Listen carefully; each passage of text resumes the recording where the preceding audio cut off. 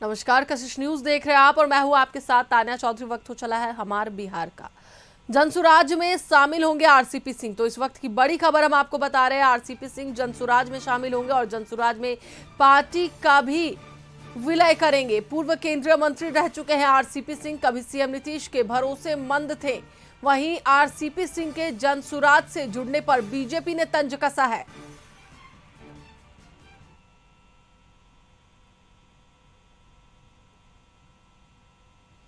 बड़ी खबर हम आपको बता रहे हैं कि आरसीपी सिंह जनसुराज में शामिल होंगे।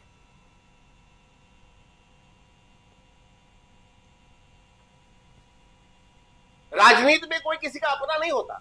आरसीपी सिंह आईएएस अधिकारी थे, मुख्यमंत्री नीतीश कुमार जी के सचिव रहे, पावरफुल नेता थे, लेकिन नीतीश जी का साथ छोड़ते ही उनकी राजनीति खत्म हो गई। अब नगरी नगरी द्वारे द्वारे घूम रहे हैं, शायद कहीं ठिकाना मिल जाए।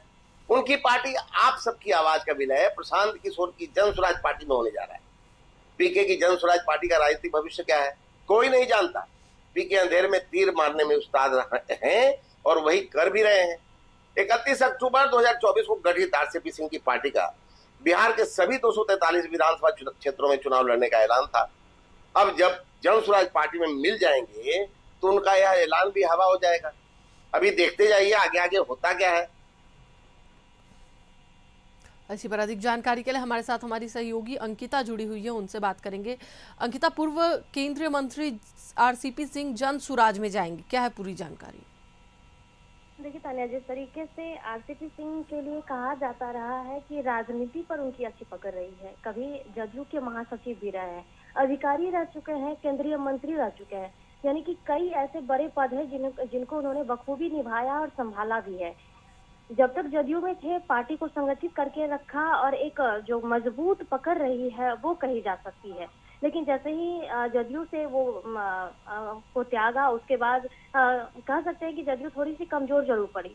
उसके बाद फिर से एनडीए में जब घटक दल में शामिल थे तो उनको केंद्रीय मंत्री बनाया गया था। लेकिन इन सब के बाद जो तरजीह मिलनी चाहिए थी वो तरजीह इन्हें नहीं दी जा रही थी एनडीए की तरफ से।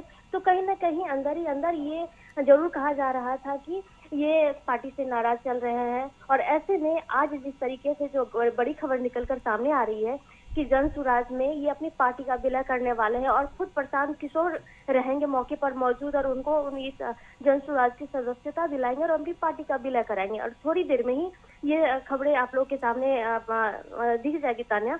लेकिन एक जो कह सकते हैं एनडीए को बड़ा झटका लग सकता है, क्योंकि आरसीपी सिंह एक बहुत वरिष्ठ नेता हैं, एक कदावर नेता के तौर पे कहा जाता है इन्हें, और पार्टी को मजबूत और संगठित करने में ये माहिर रहे हैं। ऐसे में जनसुराज में शामिल होना ठीक बिहार विधानसभा चुनाव से पहले तो एक ये जनसुराज के लिए बहुत मजबूत पकड़ कही जा सकती है, जनसुराज के लिए एक मजबूती की बात कही जा सकती है। वहीं एनडीए को झटका की बात कही जा सकती है। वहीं दूसरी बात आपको बता रहे कि जनसुराज 11 मई से 11 जुलाई के बीच जो है हस्ताक्षर अभियान चला रहे हैं।